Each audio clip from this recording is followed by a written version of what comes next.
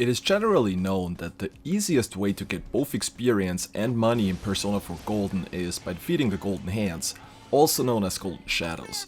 Unfortunately, since those spawn only randomly, grinding is not that easy as one would like. But what if I told you that those enemy spawns aren't actually that random at all? Today, I will show you how to manipulate Golden Hands in Persona 4 Golden for easy experience and money gains. I will list several dungeons and how to manipulate Golden Hands there.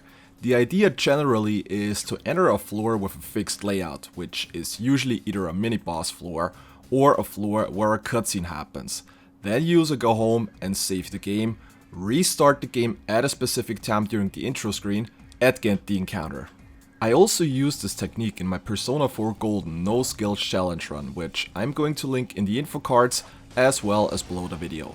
This entire manipulation is also part of the any % speedrun. Shoutouts to the Persona 4 Golden speedrun community who put in tremendous work into this game in order to come up with those manipulations. Also, before we start, please note that the manipulation I'm going to show you is only going to work on the Steam version of the game. The PS Vita version has a manipulation as well, but it is a little different than what is done on PC. With that being said, let's start with the first dungeon. In Yukiko's castle, manipulation is done on floor 5 since it's the only floor with a fixed layout.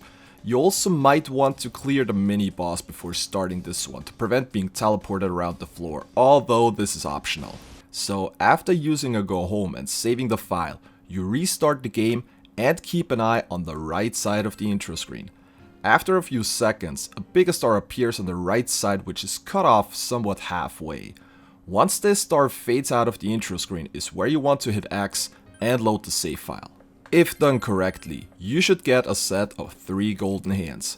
At this point, elemental items that can be bought in the item shop are the easiest way to defeat them since they do a fixed damage and the Golden Hands have exactly 150 HP. We continue on in the second dungeon, the Steamy Bathhouse. Again, we are manipulating on the floor with the mini-boss, which is floor number 7. Manipulation here is done pretty much the exact same way. Again, we watch the right side of the screen for the big star and hit X as soon as it starts disappearing. Run up to floor 7 and the first enemy, again, is a set of 3 Golden Hands.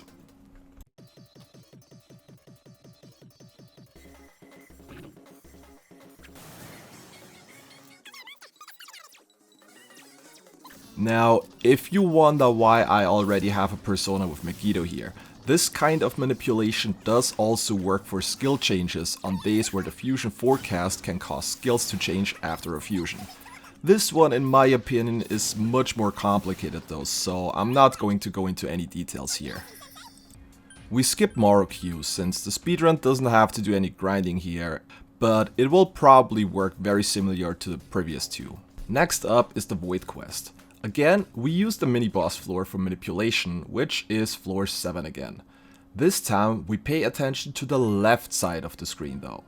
After a few seconds, a set of 4 stars will show up with the second one being a big one. This time, we hit X as soon as the third star fades out and run up again.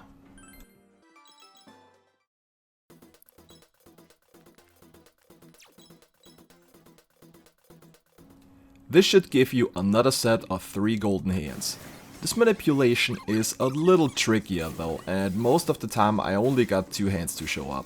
In general, the timing in order to spawn the encounter is very generous. The only thing that might change is the amount of enemies that are going to appear. We continue on with the secret laboratory on floor 6. This one does not have a mini-boss, but is fixed due to the keycard mechanics of the dungeon. Here we use the same method that we did earlier by looking out for the big star to appear on the right side of the screen. Once this one disappears, we hit X, and the first enemy on the left side of floor 6 should be a set of 4 Golden Hands.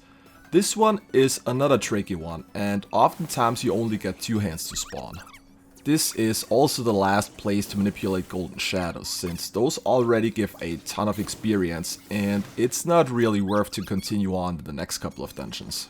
Now, before we end this, as a little bonus, we also manipulate an item, the Divine Pillar. This is probably one of the best accessories in the game since it halves all the damage received in exchange for not being able to dodge attacks anymore. This manipulation is done on floor 6 of Magatsu Mandala and is probably the easiest one of all. First of all, get to floor 6, use a go home, save, and restart the game. This time we're mashing through the intro screen and just load the save.